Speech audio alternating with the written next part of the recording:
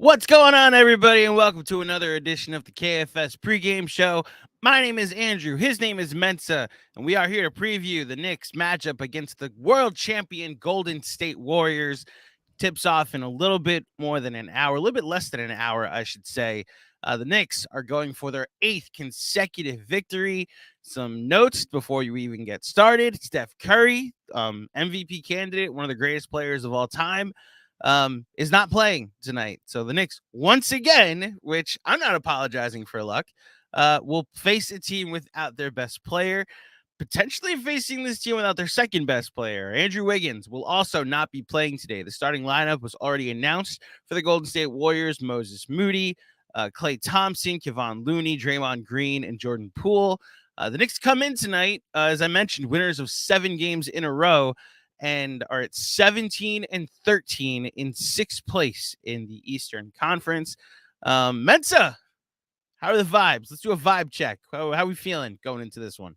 As one Jalen Brunson once said, the vibes are immaculate. I'm Mm-hmm. loving it. I'm loving it. I'm loving it. The Knicks are the team that I hoped they would be with the Kemba and Fournier signings because, and let me just reel it back a little bit. When the Knicks, after the We Here season, and the Knicks added some ball handlers in Fournier and Kemba Walker who were not who we thought they were, I thought that the New York Knicks every night would try hard. Mm. I thought that the effort would always be there because I thought they bought into who Tom Thibodeau was as a coach, what he was selling. And now that the rotation is shorter and Tom Thibodeau is playing his guys, quote unquote, we are seeing the Knicks are buying in. And it really does help that I believe.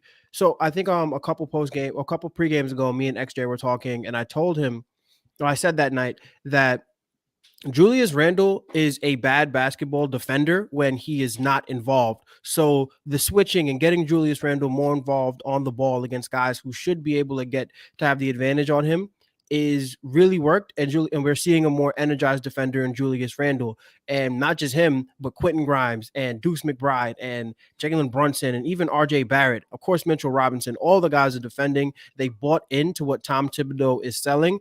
And the eat what you kill offense works when Jalen Brunson is the guy who's eating what he kills. So I'm really happy with where the Knicks are currently heading. I think that 8 in a row is not a lock, but a guarantee. If I had the Charles Barkley button, I love it. I'm so excited to watch these guys play tonight, especially on national television. And I'm officially not afraid to be confident in the New York Knicks. That's where I'm at right now. That's a very bold statement, and I think a very fair statement too, that we're no longer going into these games like tiptoeing. Now it's like, all right, you know what? I'm excited for the Knicks tonight. Who's up next? You bring up the changes that they've made in effort, which some of that is just kind of from within that you have to make, but all of the videos and all of the data that I've seen, all the breakdowns and things that Benji have been putting up, the Knicks are switching a lot more. And the data shows that they're allowing more drives and fewer threes. We asked for this for the first couple months. I have to say, like 2 weeks ago, where we were 2.5 weeks ago, ready to fire the coach, ready to start the exodus of the GM, trade everybody, and the elixir that winning continues to be the end of that game. Because I don't know how you felt. I was very ready toward the end of that game to be like, you know what? 6 in a row is nice. They were bound to lose eventually. And for them to come back and win that game down 104, I got the box score here. Let's take a look. They were down 104 to, well, first they were down 99-93 against the Pacers. Then they were down 104-98 with 2 minutes left, and the Pacers didn't hit a basket the rest of the game. Let me pull it up here. So, like, Randall didn't have it that night, only 7 for 17, but 6 clutch free throws down the stretch. Jalen Brunson, during that final stretch, down 104-98, hits the big three to make it 104-91. Then there's the steal by Jalen Brunson. Benji clipped it. It's up on the YouTube channel if you want to check it out. That led to a layup, make it 104-103. Another defensive stop, which involved so much switching, but most importantly, a Julius Randle switch that forced a Miles Turner three, we were apparently dead wrong about how much of a threat the Miles Turner stretch 5 was going to be on Sunday, because that was like the shot I was hoping for at the end. Like, I'll live with a Miles Turner 3. He misses. The Knicks come down. They force it. They get a timeout. And then Julius goes on his free throw escapades where he makes 6 in a row. That would eventually be the closing way to end the game. This was a satisfying win as any during this streak. And tonight could only make it a little better. I'm a little confused how to talk about the Warriors because there's two versions of them. Mensa, this is what the Warriors chart looks like, the thing I put together every night. So they're top 5 in like so many things. First, assist percentage, assist ratio, effective field goal percentage, true shooting. The big bugaboo from this season so far, 3-point percentage, they're 5th. They take the most threes a game. And obviously in points per game, they're 4th. And the only thing I could find significant that they were bottom 5 is that they're a lot more turnover prone this year, which more speaks to how young their bench is and how careless they've been with the ball. So I decided to do something else, and it's what we have to consider is, guess who's not playing tonight? Steph Curry. And we have to look at what the team looks like without Steph Curry. So here's his basketball reference page. No free advertising. The on-court numbers with Steph Curry, Mensa. They are a 120.5 net rate, offensive rating. Off the court, the Golden State Warriors are 105.2, which would be good for the worst offense in the NBA. When I say that, does that give you even more confidence to hit the Charles Barkley button that you're guaranteeing a victory tonight? Absolutely. The Knicks, well, not the Knicks, the Warriors. And there's a little interesting nugget in the well, that I'll get to that in a second. But the Warriors 3-14 on the road. No Steph Curry. The bench has not been good. This Warriors team is really being carried by Steph Curry more than they ever have been before. So to not have him tonight, and I love Jordan Poole. I've been to many pool parties in my life. I love Jordan Poole, but I don't think that he's going to be able to carry his team to do pretty much anything against the New York Knicks, because we know who the primary defender is going to be on him tonight, and we know that guy has given everybody hell this season. Yeah, no, I don't. I'm not worried about the Warriors at all. I mean, you can say what you want about the New York Knicks getting a bunch of luck, but you have no idea how many teams I've seen lose to the Detroit Pistons in the past 2 weeks that should not have lost to the Detroit Pistons. So, you play who is in front of you, and you have to give the Knicks credit, because as a Knicks fan, I have seen this team play up to competition and down to competition, and that is not happening with this group. So you have to give the Knicks credit. If they come out and they do what they're supposed to do, this game should not be close. Yeah, I just going by the numbers, like that offensive rating being 105, maybe if the Knicks aren't hitting shots tonight, which, like, if you're gonna nitpick this winning streak, they're still not hitting threes. Just like the 2 games that they were hitting threes were the 2 blowouts, the Charlotte game and the second Bulls game. And other than that, they've really had to sweat out some of these games because they're still not hitting threes. They're defending better, which is what bringing back all the vibes from 2021, 2020, 2021, the weak year season. But like, they're not exactly the most prolific offensive team yet. However, like, the Warriors are -9 when Steph Curry doesn't play, and the sample size, as you all see on the screen, is 600 minutes wide. So I'm at the point where the Knicks should be able to win this game tonight. I'm not going to say easily, respect to the champs, but there's a lot of evidence supporting that the Knicks should win. You mentioned the luck aspect of it. That's come up a lot. I just got a comment. Your hat looks amazing, by the way. The KFS official KFS hat. It's part of the Ewing tier perk if you'd like to sign up for it. I know it's a lot to sign up for a hat. You get plenty of other perks on Patreon, but this is our gift to our Ewing tier patrons. Recently, Mensa is a part of the crew, so he got one, but still, like, also a Monroe tier. So. That's also your Monroe tier patron. I forgot about that. So, like, regardless, if you'd like to sign up for Patreon, the link is in the description below. So I joked around that Kevin Pelton is banned from the show for bringing up the luck. I also saw a friend of the pod now, Zach Lowe, bring up how the luck that has existed for the Knicks during this winning streak. I guess like it's tough because the eye test says differently. Like, I don't think that the Knicks are getting lucky that teams are missing threes. They're defending the hell out of the 3-point line now. So I get it if the stat of wide open threes still is in the Knicks' favor, fine. I think just the fact that there's more activity on the defensive end for the Knicks at least makes it a little more scrambled. Just stats aside, stats stats aside and just purely eye test, like you're a hooper. So like just when there's so much activity going on, when you get a wide open three, it almost catches you off guard, right? Like, is that more where you would go with this? That's where I'm leaning at least. I think, yeah, because a lot of times shooters need to be in rhythm and they need some sort of like, you need to be able to remain serene in chaos, right? Mhm. So the more chaos the Knicks are creating on the defensive end is the harder it is for these guys to get their focus and to remain in that serene shooting pocket.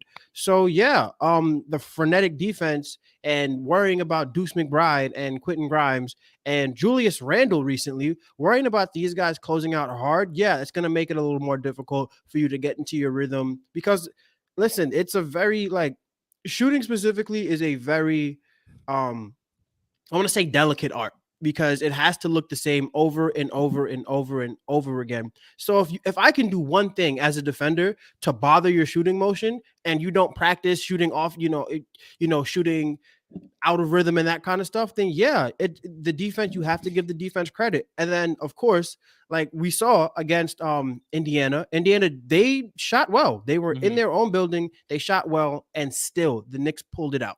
So what I was really talking about with luck was really just about like playing teams that didn't have their best players. Oh, And yeah. here comes the Warriors without Steph Curry. But I don't care because again, I've been seeing teams who should not. Okay, the Chicago Bulls just let the Minnesota Timberwolves score 150 points on them. Karl Anthony Towns was not playing. Rudy Gobert was not playing. There was no reason for a team like the Chicago Bulls, who was basically as healthy as they've been all season, to allow a team like the Minnesota Timberwolves without two of their top three players to score 150 on them. So that's why I'm saying you have to give the Knicks credit for coming to play every single night because it's very rare in this league. It's rare. And that's why the Knicks, even though they're not the most talented group, just by trying hard every night, you're going to catch teams off guard. And Right. especially when those teams aren't as healthy as they're supposed to be, then that's why you see the Knicks in a place where they're 7 in a row and looking at 8 in a row because they're finally giving that effort every single night that we as fans can be proud of. And we're seeing the results. Man, the Bulls. I'll give a shout out to Jason and the Cash Considerations podcast, the part of the Blue Wire podcast network. And good God, I remember what that sounded like 2.5 weeks ago when we were ready to blow it up. And the difference is, and look, I'm not taking back a single thing that I said. I think at the time that was a legitimate take to be like, this looks broken, you know? So really quickly, did you listen to the Zach Lowe and Ian Begley podcast? I'm literally 10 minutes into it. I've started it. So Say it, though, yeah. Yeah, so a part of that podcast 2.5 weeks ago, it wasn't just New York Knicks fans who saw, like, I think what Zach Lowe said is that they saw blood in the water. Mhm. And apparently Ian Begley, with a very, very juicy tidbit, said that he said that a high-level executive was starting to back channel his way to James Dolan, like, hey, look, listen, if you're getting rid of Leon Rose, I might want this job. And it's funny that we're playing the Warriors because their top-level executive does not have a contract past this season. So it could have been Bob Myers who saw the writing on the wall with the New York Knicks. So it wasn't just us being overreactionary New York Knicks fans. No, the Knicks were getting embarrassed. They were not playing hard, and the three guys weren't looking good. But now, 2.5 weeks later, I believe the Knicks starting five, I think on that same podcast, he said is plus 66. So now the starting five that everybody thought couldn't work is certainly working because, hey, it may help your team if you're going to a more switch heavy offense because these guys are not as good when they're not involved, specifically Julius Randle. And by channeling guys to drive, when you have Mitchell Robinson, yeah, you want guys taking layups. You don't want them shooting threes. You want them to challenge one of the best rim protectors in the NBA because that's your defense winning possessions. You'll live with that.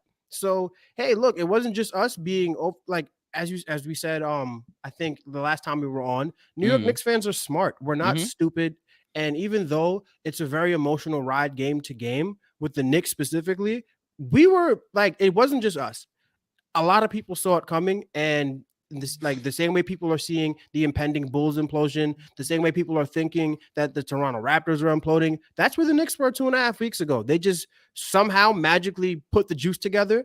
They started Deuce. Not started Deuce. They started to play more Deuce McBride. They got rid of guys who weren't defending, and Tom Thibodeau probably said, "Listen, guys, I need it all because if I don't get it all, I'm getting fired." So I'm happy with what I'm happy. I'm very happy with because at the end of the day, we have a team that is starting all players 28 and under, and they're playing hard, and you live with that. If the Knicks, if this was the rotation, and I want to be very clear, if this was the rotation the Knicks were working and they were playing hard the same way, and we lost 7 in a row, I would be okay with that. Yeah. Because I have the effort. The guys are playing and they're young. So it doesn't matter to me. Wins and losses don't matter as much to me personally as process. And the Knicks process has been excellent these past 2.5 weeks. We'll go back to the We Here season. That the reason that team was so endearing to all of us, they were like a 500 team for the majority of the year. And it was like, yeah, but they're trying. Like the effort level is there. It's basically first to 100 every night. Julius Randle's hitting every long two. They'd get an unexpected win and then a disappointing close loss, like the 2 Sixer games. That was a home and home stand out to me from that season where they lost really close in Philly. And then 2 nights later, Randle hits a shot to send it to overtime. They get a bad whistle in overtime and they lose. And it's like, damn, like they're right there with these teams. And it's why that 9-game winning streak felt so special, that it was like, oh, all that hard work is now paying off. And with this, it's like you said, it felt like a desperate move. Jeremy reported on the pod yesterday that apparently it was someone in the front office that suggested going to Deuce. And look, shout out JJ Redick because it's getting national attention. His comment on the old man in the 3 pod that the reason the Knicks are where they are is because of Deuce McBride and Quentin Grimes. And I don't disagree. They went to this 9-man rotation and it's working. And look, the reason is because, like, I don't take back what I said about the front office. I do think that it looked broken after 20, 23 games, it would have been after the Dallas game. And it's like they're 26th in defense. The Tom Thibodeau coach team is 26th in defense right now. Like the 4 teams that they're ahead of are trying to lose every game possible. This is not okay. They were 26th in net rating too. So it's like this is a bottom 5 NBA team. And they're not trying to be a bottom 5 NBA team. So something has to change. And lo and behold, that they had a team that apparently was this good, at least from an effort standpoint, that was going to be available to them. And I'm enjoying it. And the fun part about this front office, not trading everybody for one player and kind of hoarding their assets, is the difference between the Knicks potentially being in free fall mode and the Bulls being in free fall mode. There's no pivot except to get worse, like to blow it up. The Bulls pivot is tear it down and like get what we can for DeMar, get what we can for Levine, see if anybody can take Vooch, maybe even see if Caruso, like all of the pieces can get you something. And the Knicks, like they have some pivots that they have. I've pivoted like 4 times this year and they finally found one that's working, We'll talk about Jordan Poole in a second and for tonight because that will come up in betting and sweating. We got one super chat real quick. Shout out to everybody watching, a little over 100 people watching live. Juanon, salute. Grimes versus Poole. So you know what? This will lead perfectly into betting and sweating, actually. Grimes versus Poole matchup is what I'm watching tonight. Got my KFS hat. Ewing tier is worth it, and the hat is just a bonus. Shout out, Juanon. We appreciate it. We've got some nice surprises for you in store for the Ewing tier in 2023 as well. So stay tuned for that. And this is also a perfect segue into betting and sweating. Shout out to the fine folks over at WynnBet. Download the WynnBet app now or visit www.wynnbet.com to start winning. Sign up today to receive a special offer. You bet $100, you win $100. That's bet 100, win 100 at wynnbet.com. Download, bet, win.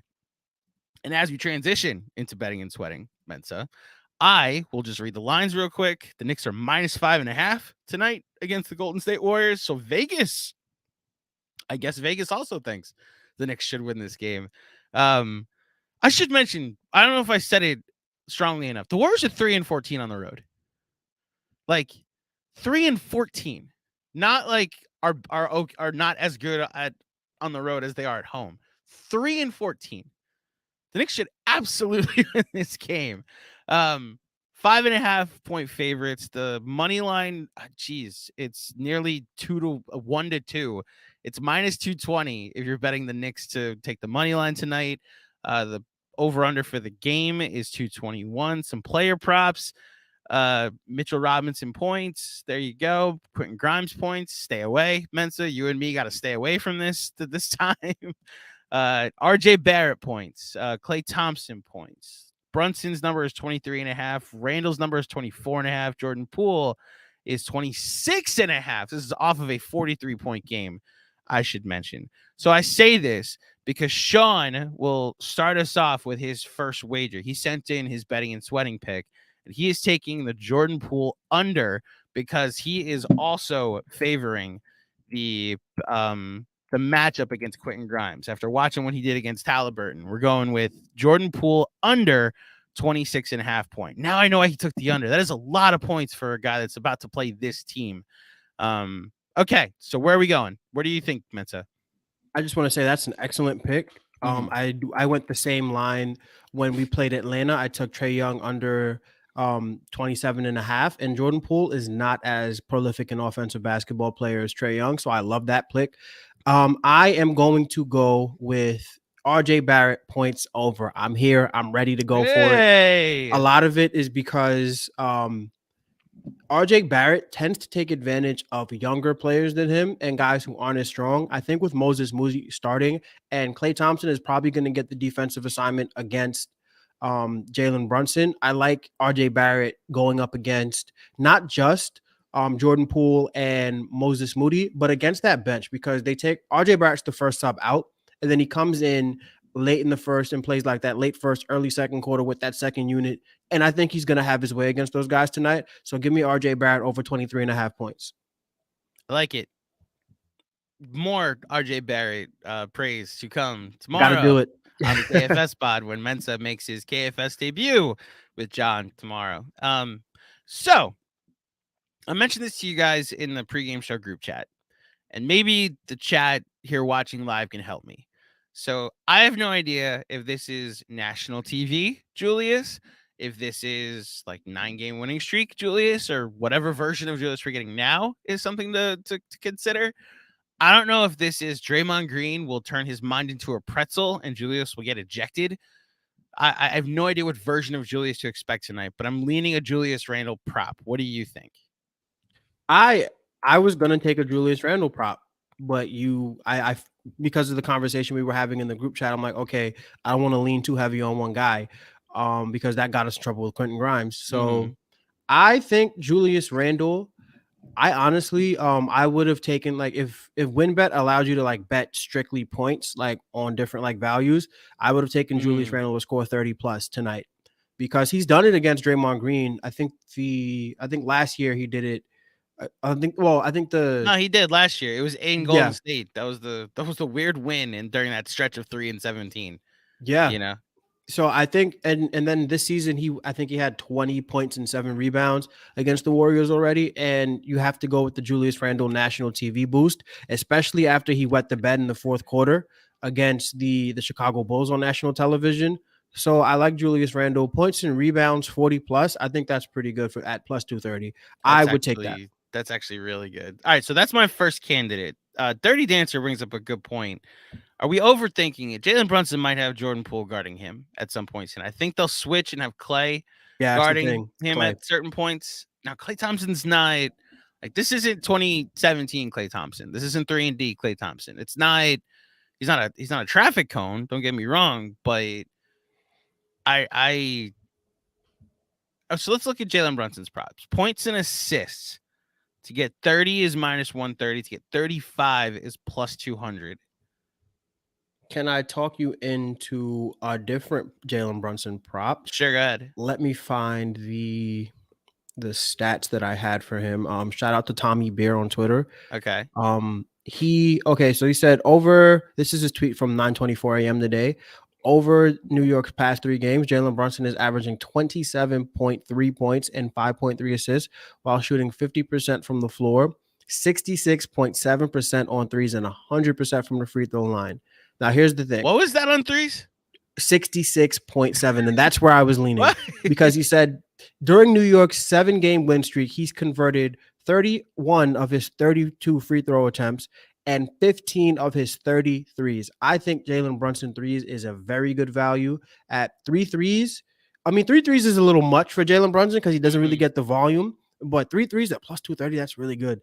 Jalen Brunson plus two threes at minus 130 is a really good value prop. You can also go Jalen Brunson points and assists. I think that's a great value. It's just for me personally, I think tonight I look at where the advantages are. And I think that RJ Barrett has the best advantage. And then Julius Randle has like the most confidence. So while Jalen Brunson will stabilize it, I don't count on this game being one where we need Jalen Brunson to, to be the guy tonight. I think RJ Barrett has a really good matchup, and I think so does Julius Randle. But hey, this is what it sounds like when you are overthinking. So if you want to go with Jalen Brunson, more power to you. The guy scoring 27.3 points in his last 3 games. So the line is good. So here's my thought. First of all, I wanted to double check what the Warriors are as a team. It's tough because there's no. I didn't have time to go in and fully separate non-Steph to Steph minutes. As far as do they allow a lot of threes as a team this year? They're middle of the road. They're 13th in 3-point percentage against. I wanted to see attempts. They allow the 8th most threes in the NBA, just barely below the Knicks. So, because the Knicks allow the 3rd most, which is down from where it was earlier in the season. So that's threes will be taken tonight. I feel like it's a Brunson or a Randall prop. 3 is too many. 3 is too many to take. So I would take 2 if I'm going to take it. I did find it fascinating. I forget who put it out there today that Jalen Brunson's the best 3-point shooter on the team now. Wild. Yeah. And from where he was a little bit ago, he's now shooting 37% from 3, which is he's the exact same percentage as Obi. So just where this team is without Jalen Brunson is not a world I want to remember. Okay, I have overthought it enough. I'm going to go with a Jalen Brunson prop. I'm going to regret not taking national TV Julius later, I promise you. But I don't think I could go wrong with Jalen Brunson. I'm going to look for points and assists for Jalen Brunson. Here it is. I'm going to go 35 points and assists for Jalen Brunson. Plus 200. Tonight. That's really nice. So there you go. Our lines and our picks for tonight. Jordan Poole under 26.5 is what Sean has chosen. I should have mentioned XJ took the Knicks first half money line, which was minus 195. You're taking RJ Barrett over 23.5 points, and I'm taking Jalen Brunson points and an assist at 35 at least, at plus 200. The parlay for tonight is plus 1557. Those are betting and sweating picks for this game against the Golden State Warriors, presented as always by the fine folks over at WynnBet. Download the WynnBet app now or visit www.wynnbet.com to start winning. Sign up today to receive a special offer. You bet $100, you win $100. That's bet 100, win 100 at wynnbet.com. Download, bet, win. Mensa, any final thoughts before the Knicks take on the Golden State Warriors? I love this game for the New York Knicks. It's a national TV game. This is a team that I believe is playing with a chip on its shoulder. They know where they were 2.5 weeks ago. They know where everybody in the building was on them 2.5 weeks ago. They know where everybody in the fan base was on them 2.5 weeks ago. And they know where people around the league were on them 2.5 weeks ago. And I think that they smell blood in the water with this Warriors team. And at the end of the day, the Warriors are the champs. So after you win the championship, everybody is coming to give you their best blow. So it's a national TV game. I like national TV, Julius. I think the Knicks have more than enough defensive firepower to slow down Jordan Poole. And I'm not a big Moses Moody guy. I love them coming out of college, but I'm not sure what's going on with Moses Moody, the NBA player. I mean, the Warriors are kind of like in a weird place. So it's neither here nor there, but I think the Knicks have the more talented roster. I think the Knicks will have the best player on the court tonight in Jalen Brunson. And I like the points on this game. If I didn't take a player prop, that's where I was going to go. I was going to take Knicks -5.5. So I don't think this is going to be, again, I think this is a game where the Knicks will control. I don't think they're going to blow them out because I just have too much respect for the Golden State Warriors. But I think we could see the Knicks win wire to wire tonight.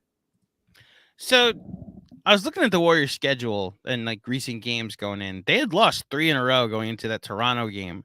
And then like Toronto, we'll talk about them tomorrow, has their own set of problems, So it's one of those things where like the Warriors without Steph, they have this win against Boston a week ago, last Saturday, I should say.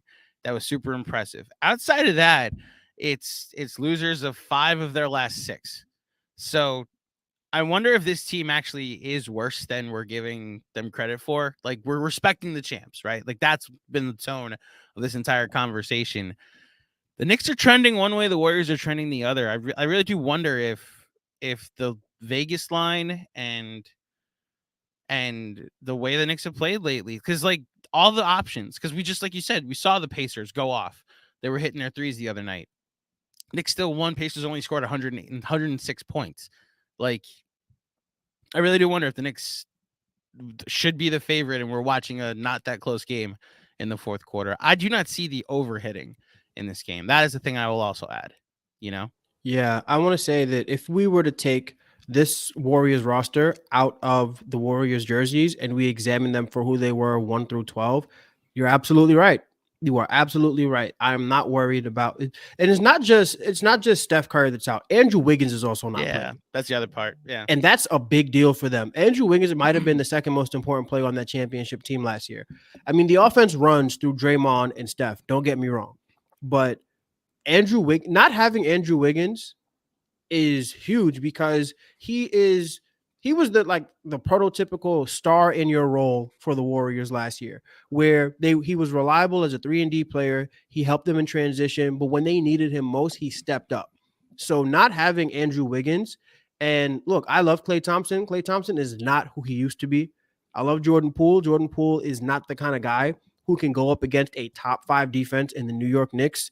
And I want to say in this win streak, I think they the number 1 or number 2 defense during this winning streak. I don't think he's the guy. Yeah, the Knicks. They're 1. Yeah, I don't think Jordan Poole is that good. I don't think he's Luka Doncic. I don't think he is Trae Young. I don't think he's Kevin Durant. I love him.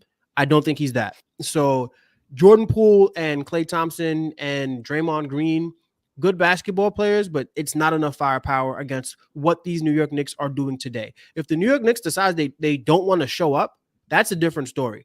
But from what I've seen these past 2.5 weeks, the constant effort that I'm getting from the Knicks, the constant fight, the constant try hard, and the tone setter that is Jalen Brunson on both ends of the court, I don't think that's why I'm calling it wire to wire. I think the Knicks will win pretty. I don't want to call it a blowout because I have too much respect for basketball players in general, but with this team specifically, I think the Knicks should control, and I don't think it will be a sweaty win at all for the Knicks.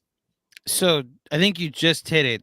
The effort level, the only way the Knicks lose tonight is if they don't show up, which I don't think is a version of this team that exists anymore. Famous last words, watch them not show up tonight, but I don't think there's a version of this team that will get like that. We won't see second half Dallas anymore. So if they lose, it's because shots weren't falling. Shots were falling for Golden State. They will not get outworked tonight, which, as the way the season's gone so far, that's a recipe for success. At least the last 7 games are concerned. So I'm confident going into this one. Toronto tomorrow will be interesting, but we'll talk about that later. Thank you everybody for tuning in. If you don't want to watch the Knicks on TNT because it's a national television broadcast, you can watch them with us over on Playback. You can sign up for Playback. It's in the Patreon link in the description below our faces on YouTube. So you sign up on Patreon, you get access to all of our Playback watch parties. I'm about to head over there now to join John and Jeremy and Benji. Thank you to always is everybody watching. Hopefully the Knicks get a W and we're back here talking about going for 9 straight tomorrow. My thank you to Mensa. Give him a follow on Twitter. His handle is under his name tag underneath his face.